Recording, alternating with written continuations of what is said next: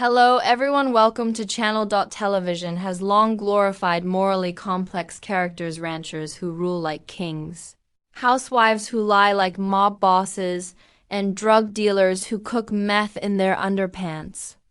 But let's be honest, if these characters lived in the real world, they'd be clinking tin cups behind iron bars. So, what if we flip the script? In this creatively imagined alternate universe, we're sentencing the stars of Yellowstone and 4 other iconic TV shows to the ultimate dramatic finale: prison. Orange jumpsuits for all, no immunity for charisma, no pardon for plot armor, just poetic justice, crimes, murder, cover-ups, land grabs, corporate fraud, kidnapping, conspiracy, and general Montana mayhem.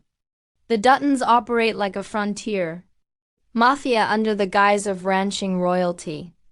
John Dutton rules like a cowboy Don Corleone backed by hitmen disguised as cowboys.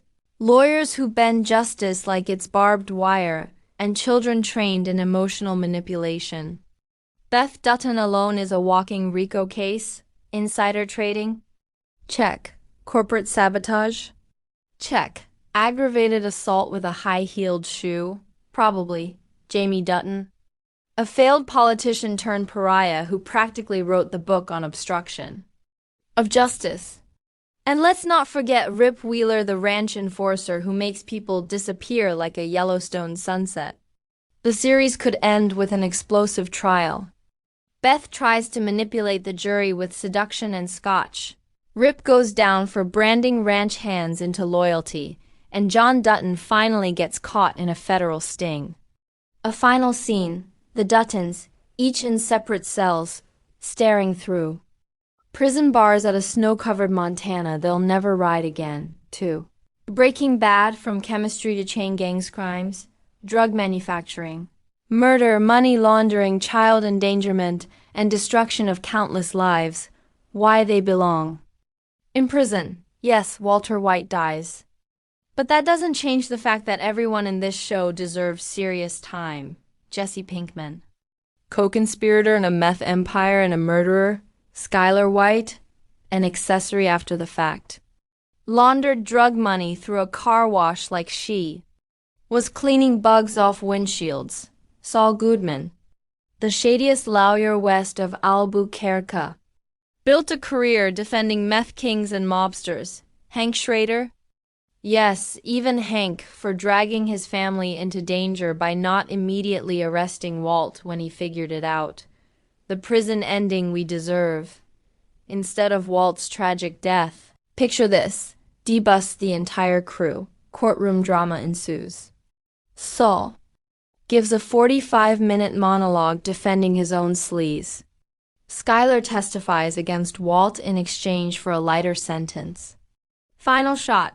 Jesse and Walt sharing a cell, realizing their empire crumbled for nothing. 3. Game of Thrones. Thrones. Treason and time-served crimes, war crimes, incest, genocide, betrayal, regicide, and the worst crime of all Season 8. Why?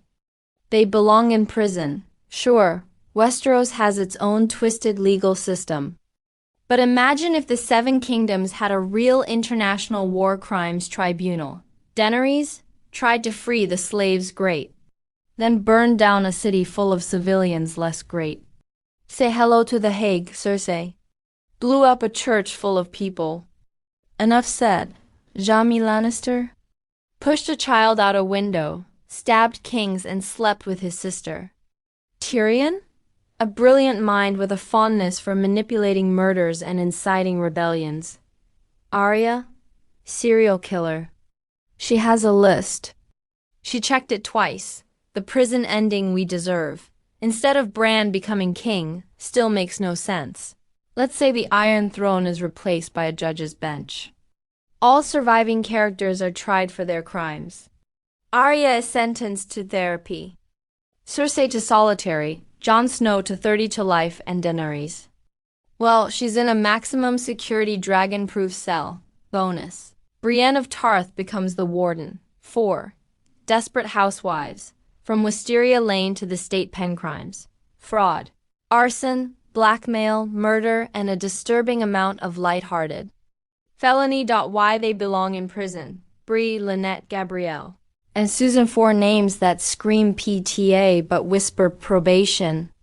Bree covered up a murder in her basement and framed someone else. Gabrielle beat people with stilettos and harbored an abusive husband's secrets. Susan committed arson multiple times, and she's somehow the most normal. Lynette terrorized her husband with psychological warfare that would make CIA interrogators wince. The prison ending we deserve. Forget the emotional moving away. Finale. A neighbor finally leaks all the dirt. The FBI shows up. Desperate wives get even more desperate behind bars. They form a prison gang called the Cherry Blossoms. Gabby runs a contraband cosmetics ring. Bree becomes prison Martha Stewart. The show ends with a prison bake sale and a riot. 5. Friends. Criminals by charm. Convicted by logic crimes. Identity theft, tax fraud, squatting, stalking, and severe workplace violations. Why they belong in prison. Yes, they're lovable. But dig deeper. Monica ran an illegal restaurant in her apartment half the time. Plus that obsessive cleanliness? Possibly linked to disposal of evidence? Joey lied on resumes, committed identity fraud, and possibly tax evasion. Rachel used work connections to score dates and leaked confidential fashion info. Chandler embezzled God knows what from that mystery job we never understood. Ross married multiple times under questionable legality and may have committed a few paleontology-related thefts. Phoebe used a fake name to work as a masseuse and poisoned her ex's new girlfriend. The prison ending we deserve. Final season. They're all investigated by the IRS and FBI. Monica rats them all out in exchange for leniency. Joey becomes the prison's drama teacher. Rachel leads a fashion from scraps class. The series finale? I'll be there for you. Plays over a shot of them playing poker with cigarettes in the prison yard. Why this works. TV's love affair with anti-heroes these. Shows glorify morally bankrupt behavior and frame it with charisma, wit, or tragedy. But what if they didn't get a pass? What if we stripped away the script immunity and gave justice its due? This twisted alternate reality isn't about punishment, it's about truth. And in these cases, truth isn't just stranger than fiction. It's more satisfying, imagine. One mega series, maximum sentence. All these characters in one prison. Arya's in a turf war with Phoebe.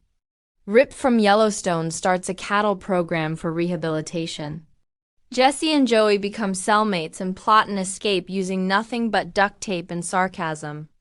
Cersei and Beth Dutton. Frenemies running rival prison cliques.